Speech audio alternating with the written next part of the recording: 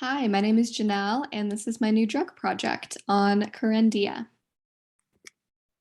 Kerendia, also known as finerenone, is a nonsteroidal mineralocorticoid receptor antagonist. It's prescribed to adult patients with chronic kidney disease associated with type 2 diabetes. The drug reduces the risk for sustained GFR decline, end-stage kidney disease, cardiovascular death, non-fatal myocardial infarction, and hospitalization for heart failure. The mechanism of action is Kerendia is a nonsteroidal selective antagonist of the mineralocorticoid receptor, which is activated by aldosterone and cortisol and regulates gene transcription. It blocks the mineralocorticoid receptor-mediated sodium reabsorption and overactivation in both epithelial, targeted towards the kidney, and non-epithelial, the heart and blood vessels, tissues. This overactivation is thought to contribute to fibrosis and inflammation. So basically, what Kerendia does is that it reduces inflammation and scarring that's caused by mineralocorticoid receptor overactivation, which is a side effect of type 2 diabetes. And then this inflammation and scarring is what leads to the progression of kidney disease and worsening cardiovascular disease. So blocking this overactivation in the kidneys, heart, and blood vessels thus slows and prevents kidney damage and lowers the risk of heart failure. The dose is determined by eGFR and serum potassium thresholds. So you will start out with 10 milligrams and then bump up to 20 milligrams just based on your eGFR and potassium. And I included the charts from the FDA trial on what dosing they used, which is still consistent with today's practice. Adverse effects. So in the FDA trial, hyperkalemia occurred in 32% of the patients receiving Kerendia. This is a rather large percentage, and it is still the most evident adverse effect in the real world today as well. Hypotension and hyponatremia aren't huge concerns, but are still present adverse effects. Tips for nurses. So it's really important to know that Kerendia is contraindicated in patients who are receiving any treatment with CYP3A4 inhibitors or inducers, as well as any patient with adrenal insufficiency. It's also important to remember that Kerendia can cause hyperkalemia and that the risk increases with decreasing kidney function and is greater in patients with higher baseline potassium levels or other risk factors. So you're going to first monitor serum potassium levels in all patients on this medication. And then you're also going to not initiate treatment if serum potassium is greater than 5.0 or if glomerular filtration rate is worsening. Drug interactions.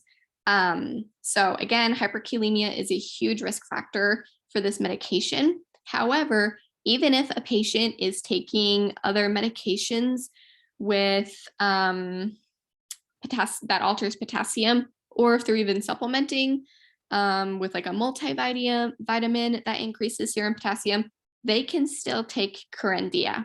They just have to more closely monitor their serum potassium levels. And then again, CYP3A4 inhibitors and inducers are going to increase the adverse effects if taken with Kerendia. So we want to avoid that, as well as avoid intake of grapefruit or grapefruit juice, just because this CYP3A4 is an enzyme that metabolizes this drug, and then grapefruit is going to block the function of this enzyme. So it would increase the drug levels, and we do not want that. Memory aid. So I know this is a stretch because it's pronounced Kerendia, but Karen is in the name.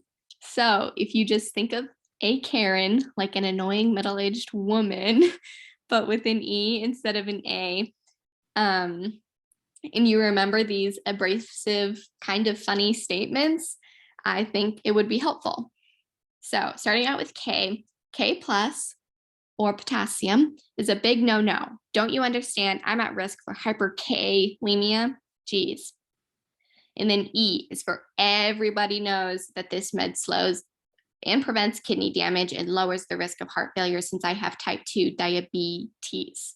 I think the E in diabetes also can help you remember that Kerendia treats type 2 diabetes. So KER, review my med list now. I can't have CYP3A4 inhibitors or inducers. You better also record that I can't have grapefruit juice, or you'll hear from my attorney.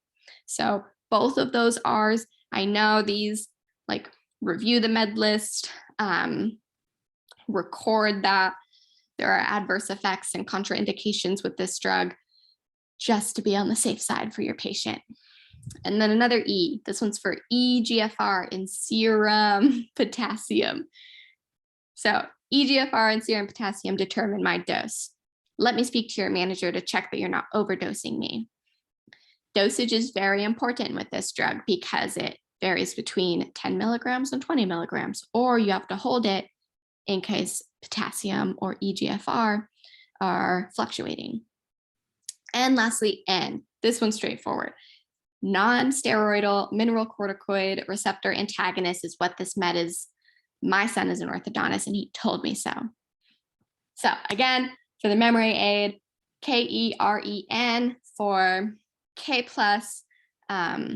Everybody knows what this drug is. It's for diabetes. R, review and record, know what the med is and what it can do.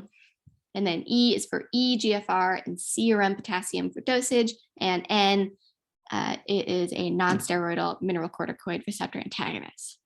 I hope this helped you learn. It kind of helped me. For my NCLEX style question, a patient is prescribed Kerendia 10 milligram tablets once daily. Which of the patient's diagnoses would contraindicate this order? Select all that apply. Your options are A, Addison's disease, B, type 2 diabetes, C, hyperkalemia, or D, hypoaldosteronism. Give you a couple seconds to think about it. All right, so the answers are A and D. So Addison's disease and hypoaldosteronism both result in the adrenal glands not producing enough hormones such as aldosterone. So taking a drug that inhibits aldosterone from binding to its receptor would exacerbate both conditions. I hope that makes sense. Basically, what it means is that you don't want to induce further complications of these diseases by taking Kerendia. B is incorrect since Kerendia is prescribed to treat patients with type 2 diabetes. And then C, I know this one can be tricky since hyperkalemia is the biggest adverse effect of this drug. However, like we learned in the nurse tips presentation slide, a patient with pre-existing hyperkalemia can still take this drug. You just require even closer monitoring of potassium. And if your potassium levels are 5.0 or above, you cannot take it. You have to hold the medication. So just to reiterate, the point of this question is that you cannot take Kerendia if you have adrenal insufficiency. And then just to kind of go over the Bloom's level of application or analysis, when you read this question, the goal was to analyze which diagnoses pose risk if the patient were to take Kerendia. And the point was to assess the knowledge of what Kerendia does, its adverse effects, and do these relate to a patient with the listed diagnoses. And I think the big point is if the student is able to determine what Addison's disease and hypoaldosteronism is, and if they'd be affected by Kerendia, which they would be. So these are my references. Thank you for listening, and let me know if you have any questions at all.